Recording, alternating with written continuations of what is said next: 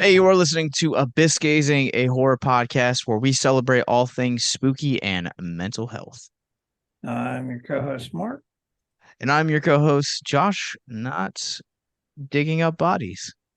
Yeah. Welcome to Lovecraft July, where we're kicking it off with the Re-Animator, and we are joined by Tom Fuller. He is the vocalist and really visionary behind the band Sacrificial Betrayal. How are you doing tonight, sir?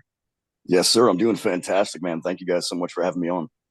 Absolutely. I got to see you guys a couple weeks ago. You guys played a spot here in Richmond, not super far from where I live. And you got to tell me a little bit about the journey because you have quite an interesting story when it comes to creation and the life endurance of sacrificial betrayal. Uh, Late 2010, um, while I was an active duty service member in the Marine Corps, which I served for 22 years. I retired as a infantry master sergeant. Throughout that time, music, was kind of like always my passion, and I'm sure you could, you know, have a general understanding how hard it is to be in the military and also trying to be in a band. So, needless to say, like there's been several, like lineups, but the name has always been there and the direction has always been there. But I've gone through probably about four like major lineups in total until finally like this past like 2 years. And there's some stuff prior to it with some other members that I had met who are still in the band now.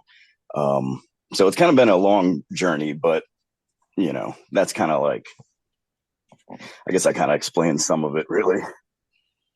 So how do the member, I mean, obviously when you have the army kind of setting in, you get assigned and you kind of don't fight it.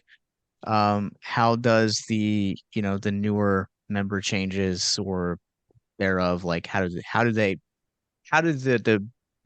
new lineups, I guess, emerge? So initially I was deployed to Japan in 2013, and that's kind of when the sacrificial betrayal thing came to an end. And I met some other people out there, and we started a band called Eater of Worlds, which was just like straight thrash metal. um, then when that tour was over, or the tour of duty if you will, I came back to the States, and then I was kind of like trying to figure out what to do. So I ended up fronting a couple of other bands until one day I just randomly got a message from a drummer that I was aware of. His name was LeBeau. And, he was like, "Hey, I'm thinking about doing some stuff. And, we got some good songs here. Why don't you come out?" So went out there, and that's when I met Aaron, who is the, kind of like the lead songwriter in Sacrificial. So we kind of like adopted a lot of that material, and we just like transitioned it more in the direction that I wanted to go, which was more of like the message of the music is like very positive by nature. And I kind of just started writing songs that are just more personal to myself. Things that I've kind of gone through, overcame, been, had experience with. So Sure. from there, it was like basically me and Aaron. And then there was some time in there, like we were doing a lot of shows. But not a lot of the people in the band were really set to be like go out on tours and things like that. And then randomly one day I get a message from a gentleman named Lance Pierce, who was a guitarist in the Marine Corps. And he reached out and he's like, "Hey, listen, it says here on an old post that you're looking for another member in Sacrificial." And I was like, yeah, it was kind of like in a limbo state. So me being in Virginia, those guys being in North Carolina, they ended up linking up and started, to kind of, get some stuff together. And then I just would like travel all the way down to North Carolina. And then we were just kind of working on the set. And then full establishment of everything finally came about. We met a bass player. His name's Roger Morton. Um, he's toured the world, like he's been in so many bands. It's kind of crazy. Like, Automag, one of them. So he like really has his like stuff together, and like it just kind of finally came about where everybody is actually life, like has like they're a part of that life to be able to get out and go on tour and do that. So like I had previously not had that because I'm obviously in the Marines. I can't just go on a tour, so it was like limiting, but now it's like there is no limit now, if that makes sense. Yeah, I mean we talked a little bit about it at the show. Just kind of some of the things you guys have coming up, which just seems like you guys have really awesome opportunities kind of opening up the door when you're transitioning between lineups alongside of obviously a busyness of life. I'd imagine being in the military is kind of challenging. Does that start the process all over again, or is it challenging to kind of be with one set of people and then slowly transition into other sets? Yeah, that's a good question. I mean, a lot of like like the music that we were playing, obviously that was all like discarded, and we kind of had to, you know, to begin things, like songwriting wise. But Aaron was kind of like the riff master, and he just had all these like super good hooks, and they're very dominant, and it's just catchy music, and like it was just kind of like a smooth transition to kind of get that up and running, and it was very fast too. Like within months we were already trying to play some shows, you know what I mean? And then when Lance came in, he kind of enhanced what the songs were already, with just me, Aaron, and LeBeau kind of working on them together. And then when Lance came in, he just kind of had such a fresh perspective, of like how these songs can be a hell of a lot more enhanced. So that's what we have now, is like we have like a foundation builder, and then we have like Lance, who kind of just knows how to like kind of go back and forth with Aaron, and then they kind of create, the songs that you hear now. They just work really well together. Um, but for myself, obviously, I have some songs that they have not been heard yet. That's going to be on the new album, but I had written a song that just started lyrically, which is now being, you know, Lance is working with me to kind of bring that song where it needs to be. That's awesome. And what is like the time frame in terms of like when we'd be able to like hear the album? I know you guys are actively writing it, but do you guys have like a target date of release and kind of when you guys hope to have it out? We do actually. Right now it's in demo form. What we're gonna go with is January of 2024. That's where we're gonna release the album. What we're trying to do now is ride our current EP as long as hard as we can, and play as much as possible, get on the road, introduce ourselves, and then album drop next year, and then go on like as much touring as possible. But the name of the album is going to be called Doubt Kills Dreams. So we're dead set on that. Prior to the album coming out, it's the music industry is very odd these days. But what my plan is to do is like we're going to create the song, we're going to shoot a music video, and then just like learning from the past, like we released a song, and then 3 months later we released a music video for the same song. So we want to do it all at once. So bam, there's the new single, the new song. And obviously we have some promotional things that we're doing, like we should be featured in Decibel magazine. I'm thinking it's going to be the November issue that'll come out, so we'll have a little piece in there promoting the album and things like that. Well, that's awesome. You guys will get to hear a little bit of uh Sacrificial Betrayal at the end of this episode. We're gonna be closing it out. But one thing that makes Tom the perfect guest for this episode is he is a child of the 80s and has some pretty gnarly 80s tattoos. And so we're talking about the Re-Animator from 1985. Mark, why this movie to kick us off for Lovecraft July? because it's awesome. And it's actually probably, with the exception of like Color Out of Space and maybe one or two others, it's probably the most well known of the Lovecraft movies or Lovecraft influenced movies. Um, it's also got a very big cult following to it and spawned multiple sequels over the years. So it was a good one to start off with. So here's my hot take. I don't understand the cult following around this movie. Like, this movie is just okay. It's just okay. It's not great. It's not terrible. It's fine. Tom, what camp do you land in when it comes to Re-Animator? Well, when we were talking and you mentioned Re-Animator, I have a pretty legit story of when I first seen that movie. Um, so, obviously, there was like VHS like rental places, they used to, Blockbuster and Movie Gallery, Hollywood Video. Anyways, so I used to work at a rental place, when I was a young dude, and I worked there with my brother. But either way, one day I just went to go rent movies, and I'm walking around. I'm in the horror section, and right on like the back portion of the store is like the porno section, right? With the curtains and everything else. And so I'm looking through the movies, and I hear the curtain just go like shh. And then I turn around, and there's this random dude just literally standing right behind me. And I was like, "Hey, what's up, man?"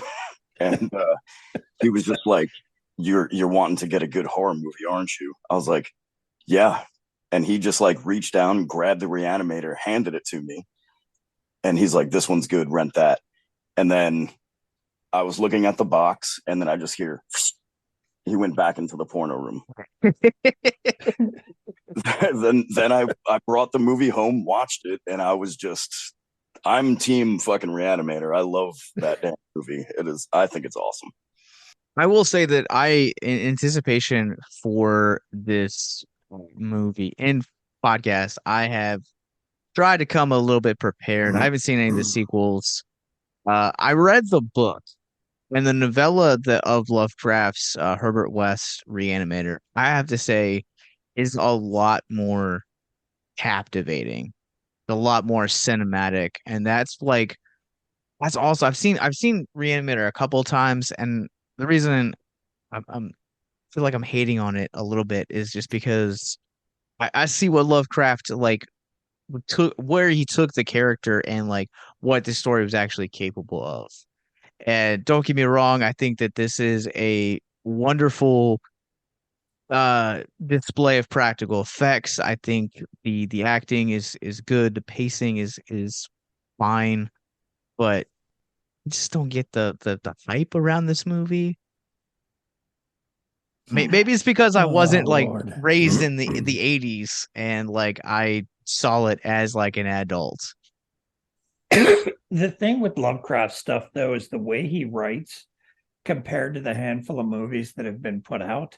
His writing is difficult to translate because he shifts points of view in the middle of the story a lot of times. Does. And the way he does it's I don't remember ever hearing of another author from my librarian wife that writes the same way, where he just shifts back and forth between perspectives, which kind of makes it difficult to write a straight, coherent story out of for a movie.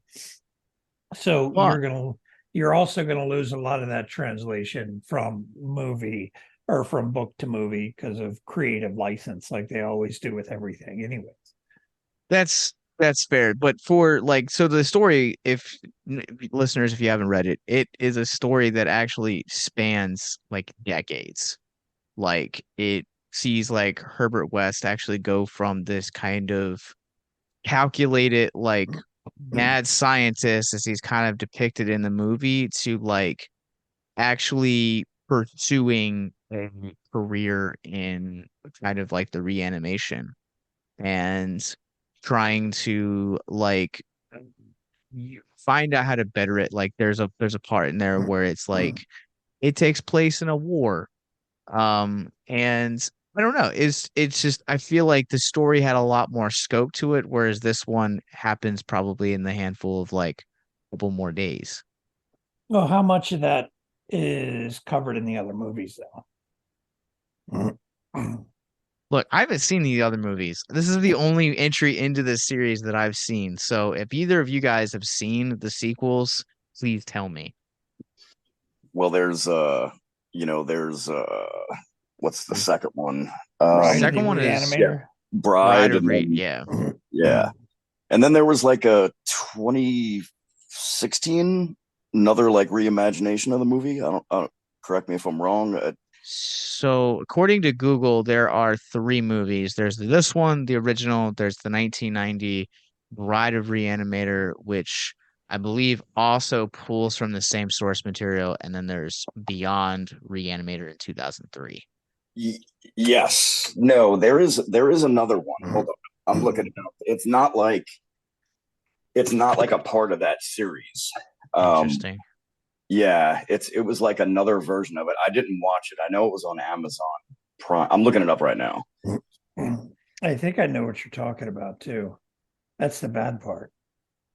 So, according to this Wikipedia entry, real quick, it says in 2013, a German Blu-ray release of Reanimator included what is called the Integral Cut, wherein the extra material from the R-rated version was incorporated into the unrated version, expanding the film from 86 minutes to just under 105. This extended cut has also been included with other non-US releases.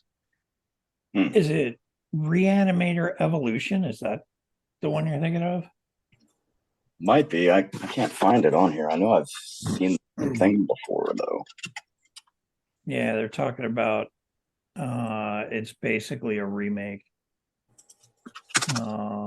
But I mean, in all fairness to Tom's point, Oh, how many movies like pull from like this same type of kind of concept of reanimation? I mean, what really is to separate the reanimator from, say, Frankenstein?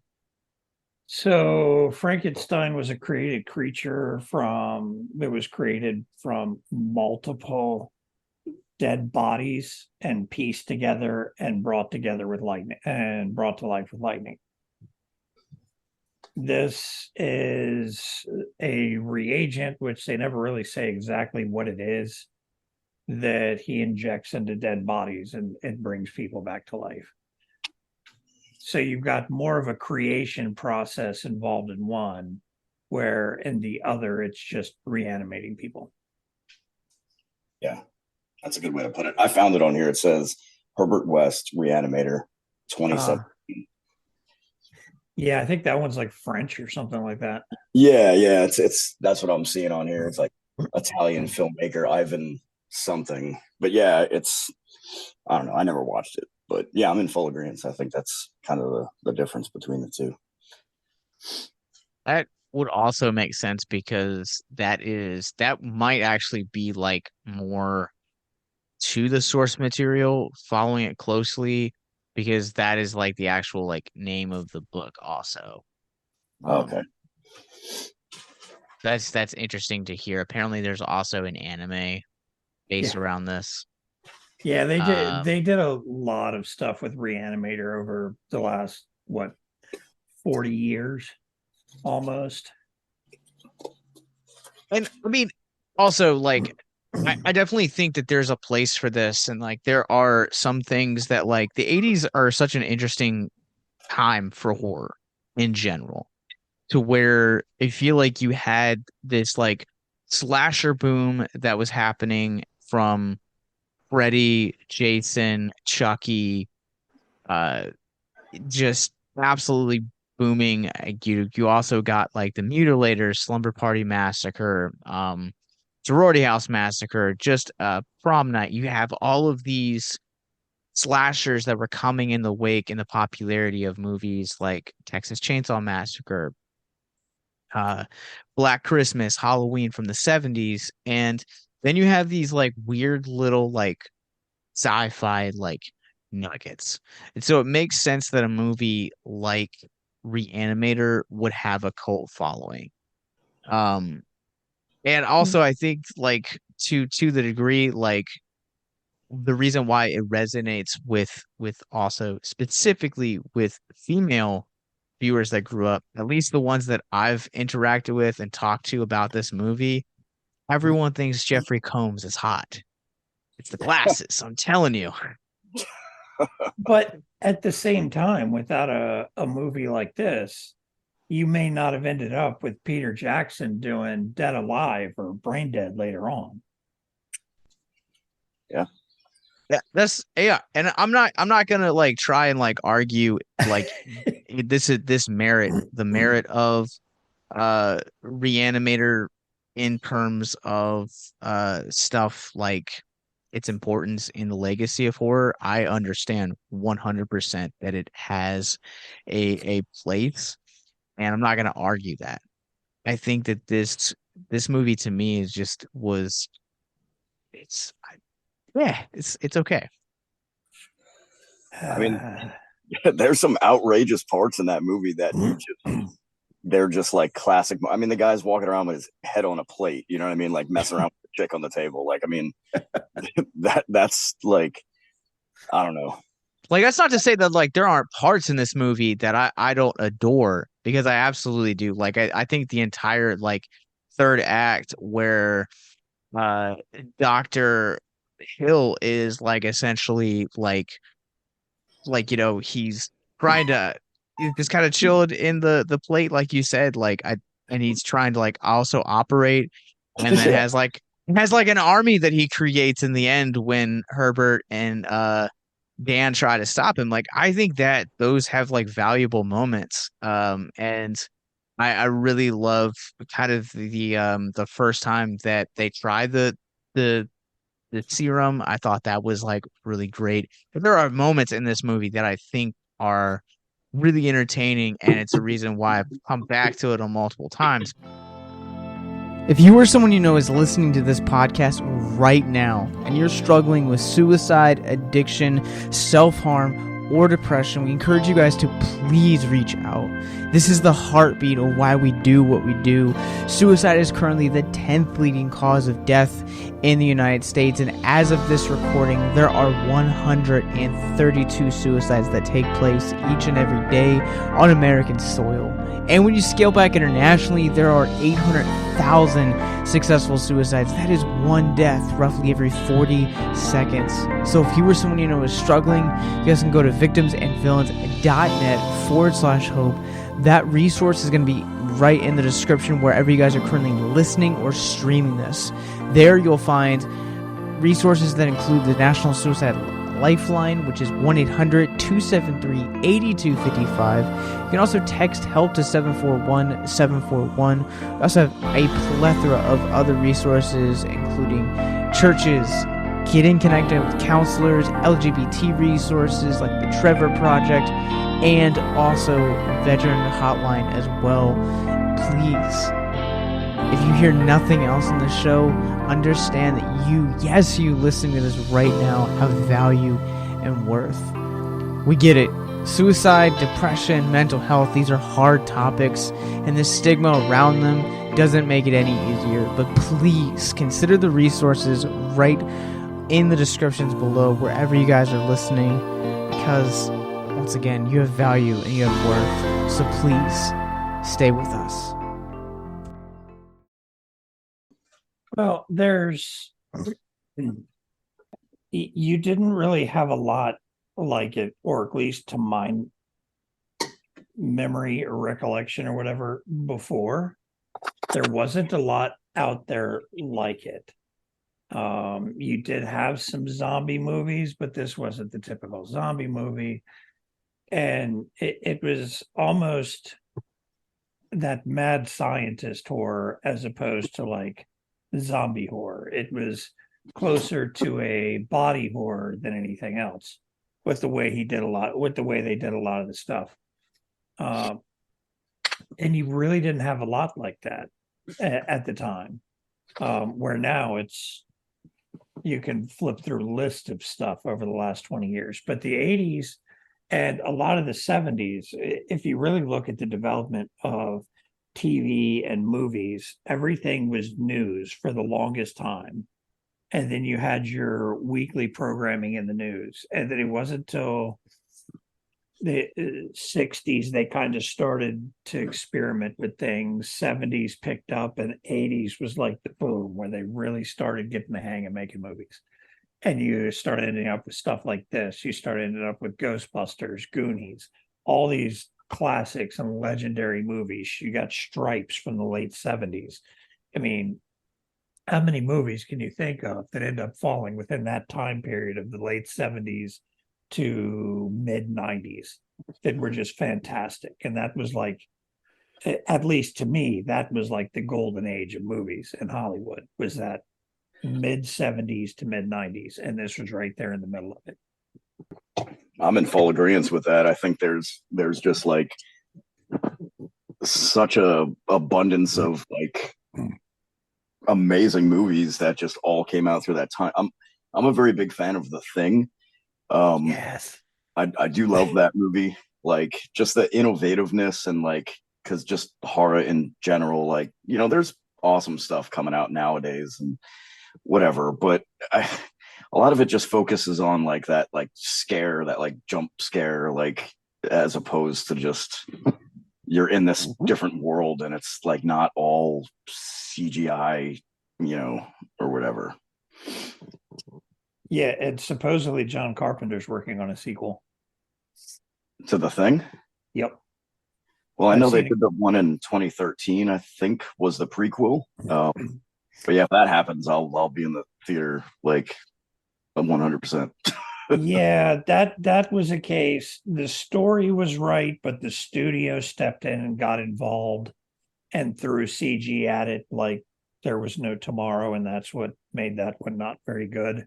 They Yeah, wanted to go the route of the original, but the studio told them no. They wanted CGI stuff to look faster and meaner and more aggressive, which then makes you question the abilities of the monsters in the original one with Kurt Russell. yeah. So yeah, but the story was there. Hopefully they get it right if they do the sequel. But yeah, sorry, we got No, distracted. I think also too at this time you're like you brought this up earlier, like this is kind of like a weird collection of like all these different subgenres. It's not quite a zombie movie, but also at this time, like we're still figuring out like really what makes a zombie movie because at this point you really had Day of the Dead, you really had you really had the Dead trilogy from Romero, but there wasn't really a mad scientist quite like Herbert West in a horror movie. There wasn't really body horror quite like this, the way that it accompanies all of these things to be a mixture of the collection to where the practical effects for as little as they might be in this movie, I think it works in its favor because it allows Re-Animator to retain its own identity in becoming this piece of media from the 80s in an era where we're fearless. We're not afraid to get our hands dirty and kind of experiment and be a little bit of body horror, be embrace a little bit of that campy mad scientist era, throw some zombies in here, and I think in that regard this movie absolutely works.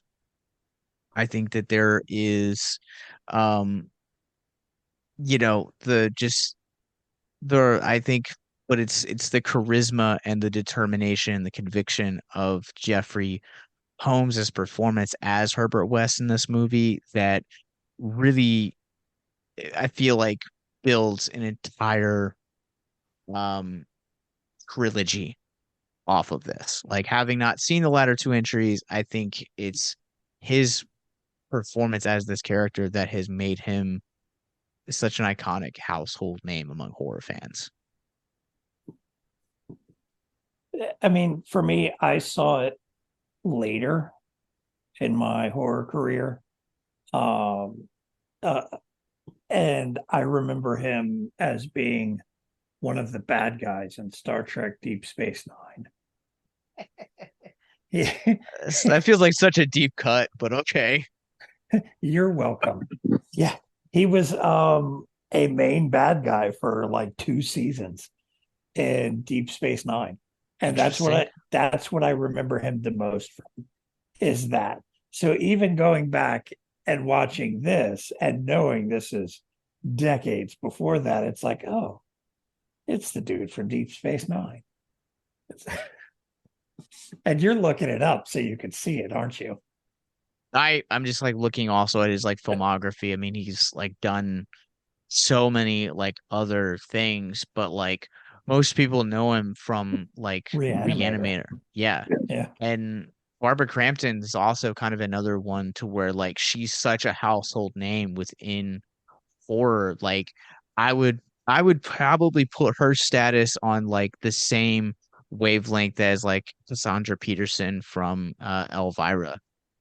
Like the two of them just absolutely kind of being these like absolutely powerhouse icons of the female. I mean, this is like one of her like earliest roles, but like now if you're like moderately watching horror, like you see her literally all the time. The mistress of the dark. Yeah. Yeah, she was in a ton back in the day. Yeah. I mean, she's still back. She's still doing a whole bunch of stuff. Barbara just did probably one of the best vampire movies I've seen in recent memory. Jacob's Wife. It's a very good horror comedy you can stream on Shudder. Highly recommend it. But she's quite delightful in this movie. Yeah, I haven't seen Jacob's Wife yet. I've heard about it. Heard a lot of people Highly talk about recommend it, but I haven't seen it. Yeah, I've not seen it. I did have Shudder for, I don't know, a few months, but I just wasn't really on it that much, so I just got rid of it. But I should probably go back and get it. Highly recommend it. I one of the things that we've established in over almost 70 episodes is like the roles that Mark and I have here. Uh Clearly Mark being the I'm just gonna go with it guy, and me being the little bit more methodical when it comes to this. One of the things that I look for when we are talking about movies we want to cover is uh, how we can bring mental health into the conversation. And one of the things that I think this movie addresses really well is kind of the obsessive nature that Herbert West has when it comes to work. And I think sometimes we feel like we are taught that we need to value a paycheck over our mental health. And I think we're slowly kind of starting to get away from that type of reaction or that type of thinking. But I just thought it was a good point to bring up because like how many crappy jobs have we gone through or had? I know Mark, you and I have talked about this a lot of, uh being in kind of like do positions but kind of coming to this realization that, we are worth more than a paycheck. Yeah, it's one of those things. I work 8 to 5 or whatever with a lunch break, but in reality, I'm working a lot later than that, answering emails from customers and sales. And it kind of feels like if you don't, then you're falling behind or you're going to get passed over for promotions or raises. So your 40 hours a week ends up turning into 50, 60, 70 hours a week, answering emails and stuff at all times of the day. How would you guys like to help us get mental health resources into schools, conventions, and other events? Well, now you can. Simply go to patreon.com/victims and villains for as little as $1 a month. You guys can help us get mental health resources into current and upcoming generations, educate and break down stigma surrounding mental health, suicide, and depression.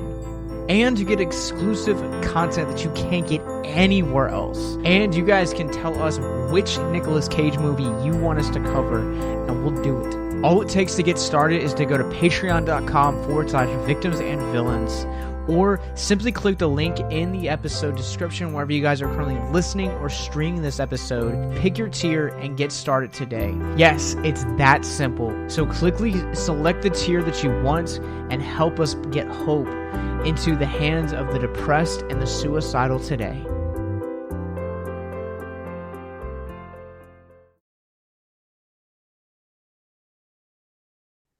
Yeah, I've also held like salary jobs, and when you sign a salary job, like you're expected to work so many hours a week, and I ended up working like almost 15 to 20 hours every week over that agreed amount.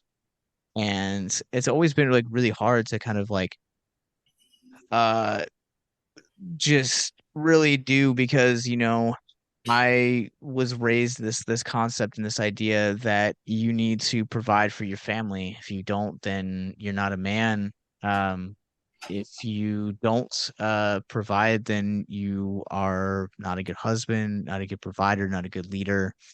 Um, and so it's this very just crappy cycle of things going to into your mental health. And I don't know, man. I really just want to advise people that you are more than a paycheck.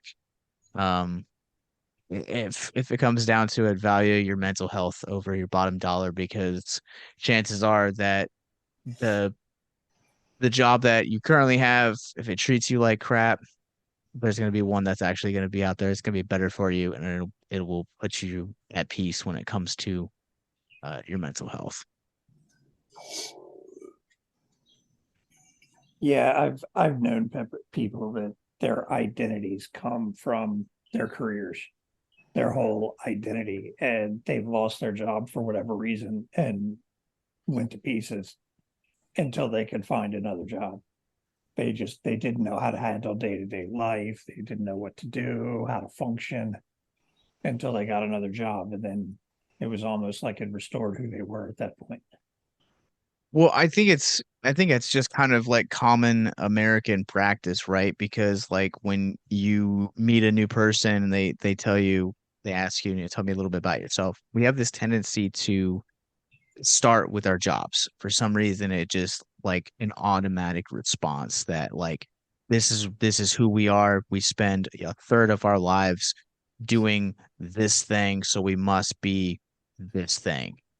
And that's why I've always kind of like, in the age of social media, I've always hated that, you can like put your position and your title at the job where you work. And I'm just like, I am not this guy. Like, this is what I do, but I do X, Y, and Z, so many other things. Like, I'm a cinephile. I love horror movies. I love Stephen King, Clive Barker. I love heavy metal. Like there's so many other things that like make up who I am, and like things that like bring me value and like give me peace and mental health. And work is way down there on the bottom of that list.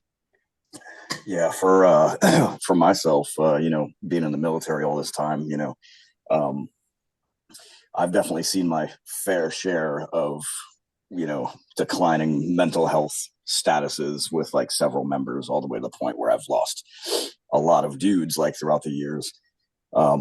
Just because that disconnect, it's just like, that's just what it is, work. But being in the Marine Corps or whatever, there's a slight amount of strong like brotherhood and people that, come out to your, events and things like that. And it's more like close, and everybody picks you up when you're down, you know what I mean? So to speak. So it was generally a good, type of experience. But definitely seen my fair share of people coming back from Iraq, myself included, struggling with a lot of stuff. As far as um, the what I do, being in bands or whatever. One of the bands that I was in was called Eater of Worlds, and everything was going good. Didn't really see it coming, but in 2015, my drummer John G took his own life. And I feel like when we were kind of together, you know what I mean? Like, because I think back, like I dwell on that event because like he was like one of my best friends, and like I was like, man, I wonder if I just would have been able to say something else. Like I gave him gifts of music. I was like, dude, listen to Vision of Disorder, listen to, Blood for Blood, listen to this stuff. And I feel like maybe I pushed him a little bit further than where he was at. You know what I mean? Like, just kind of like being there and just like being a brother to him. You know what I mean? Yeah, and also think like, I mean, correct Mm. me if I'm wrong, but like having met a few guys that have done things like, the Marine Corps, military, like is mental health something that is like a conversation that is like actively like brought up? Yeah. Yeah. So like, I mean, I retired in 2020. Um, I went through, the training for, suicidal awareness and, mental health, things like that. And it's like a annual, type of training that everybody goes to. It's like a stand down type of thing. And they do, you know, like positive encouragement with certain things like, hey, go talk to the chaplain, go talk to your leaders if you're struggling, go talk to, because there's like multiple avenues that they provide, to everybody just because it's such a stressful environment. For whereas, um, that's like always available. Like, I mean, you walk down like a military barracks or something like that. There's 9 times out of 10 a phone number there or like a stack of cards for people to call and get help if they need it. So, I mean, it's there.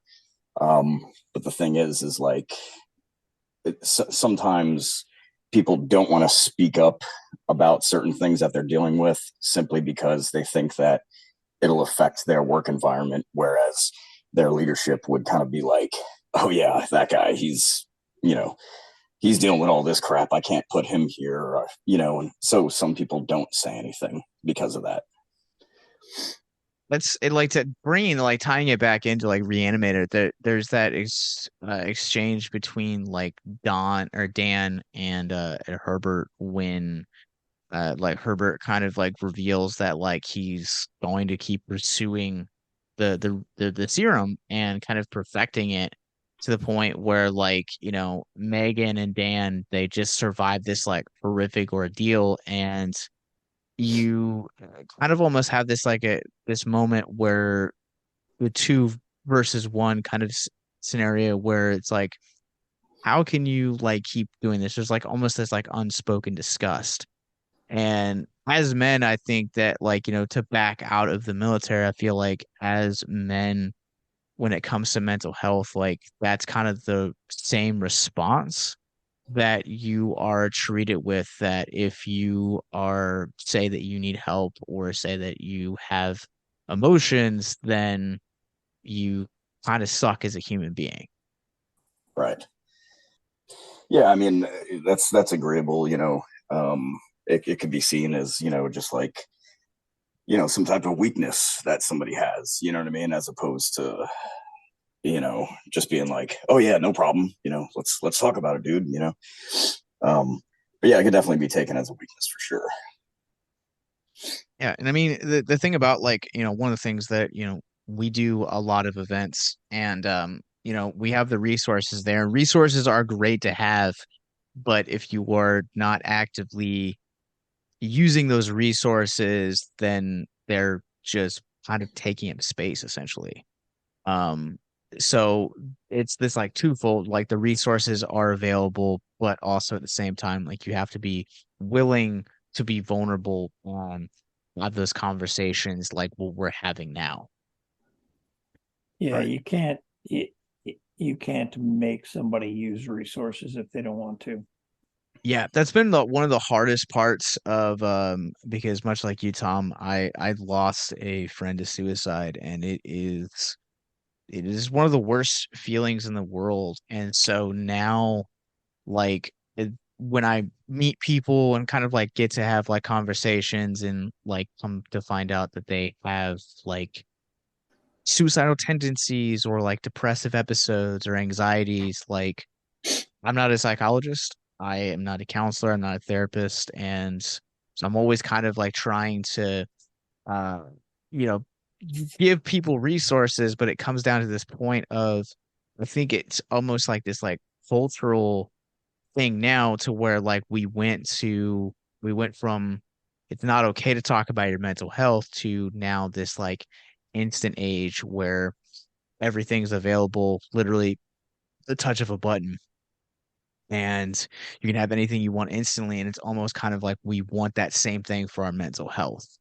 to where, but the thing about your mental health is that mental health is an ongoing battle. It's an ongoing struggle. You are constantly working at it and constantly aiming to improve and better yourself. It's something that's going to have to take time and patience and effort. Yeah, absolutely. For kind of the what we're kind of all about in sacrificial betrayal is lyrically, you know a lot of that stuff is orientated towards mental health and more in a universal type of sense, but like if you read a lot of the lyrics that I write, it's more orientated towards you know not standing still, moving forward, adapting, overcoming obstacles, standing up for yourself. Um, More of like an empowering type of lyrical message that we have, but there's definitely subjects. There's one specific song that if Lance tunes in, he'll be like, "No, don't talk about it yet. We haven't."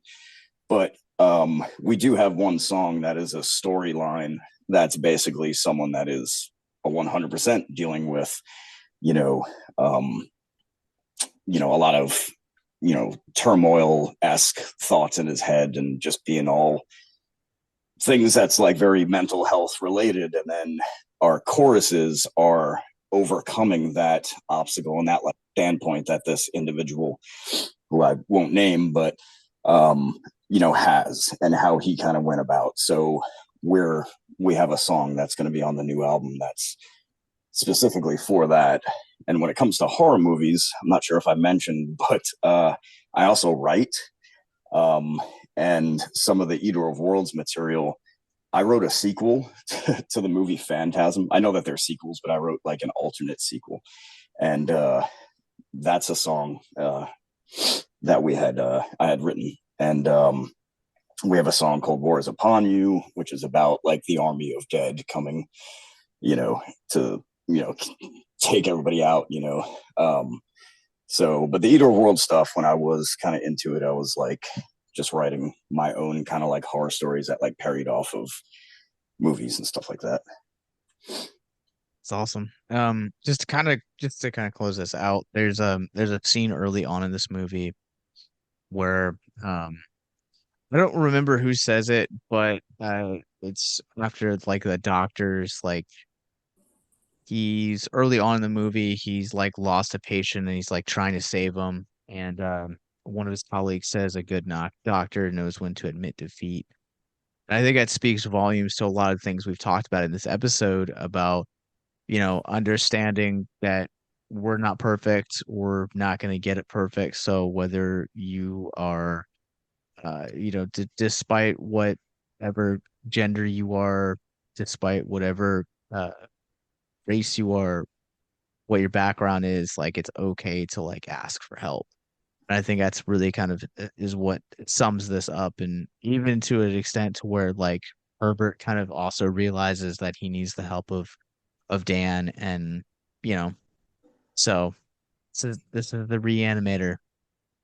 You guys want to add anything before we close? No, I think I'm good. All Yeah, right. if Love you're listening out there and you have not seen the Re-Animator, definitely go and check out this movie because it's pretty badass. All right. Well, Yeah. where can people find Sacrificial Betrayal online? Okay, so online we got pretty much everything except for Twitter. I don't know. I don't know what I'm not tweeting stuff, but um, we we have a TikTok page.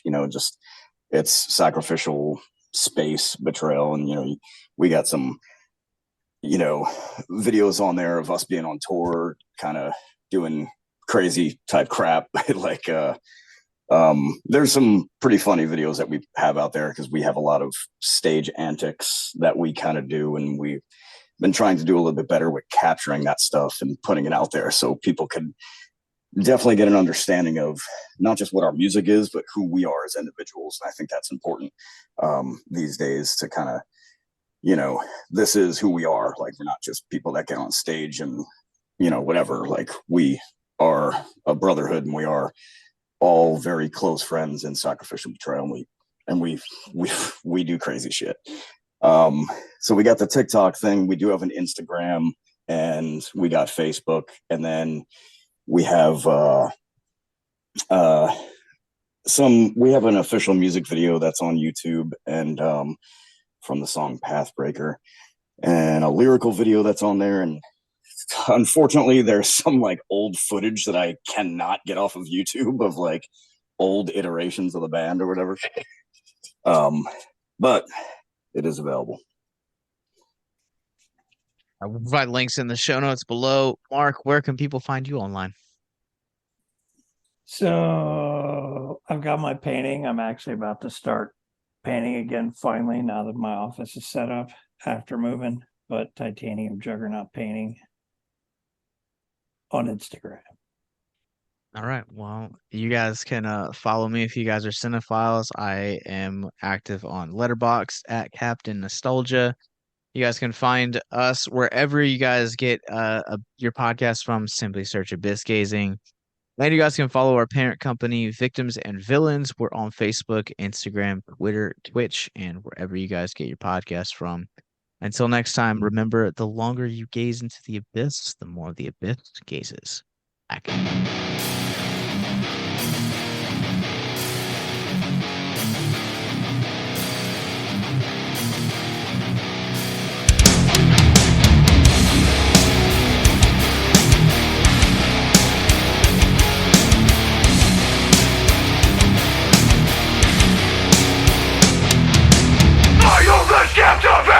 Incarcerated by the faceless engine agitation.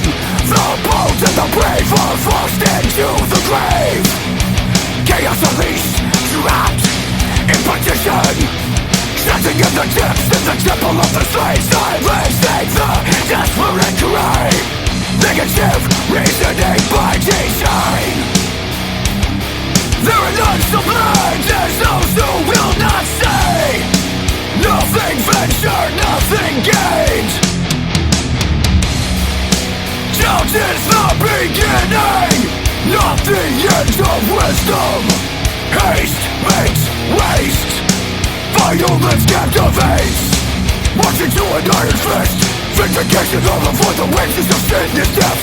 The darkest hour, just before dawn. Shadows collapse, left exposed in the naked sun. These leeches will hold you back. Cowards die many times before their death. Social unrest, out. There are none so blind as those who will not say. Nothing ventured, nothing gained. Doubt is the beginning, not the end of wisdom. Haste makes waste. Violence captivates, captivates.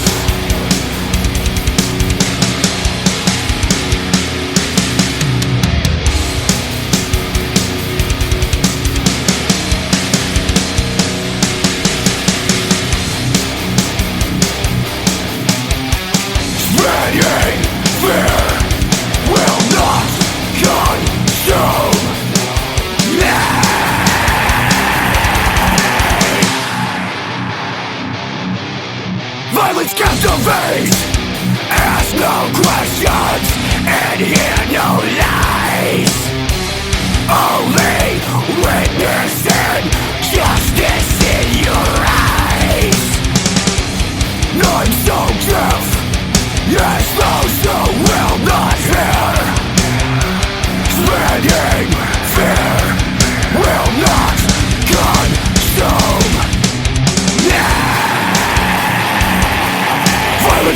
captivates.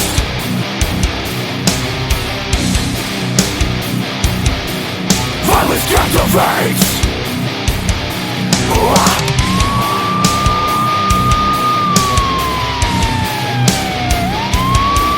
Violence captivates.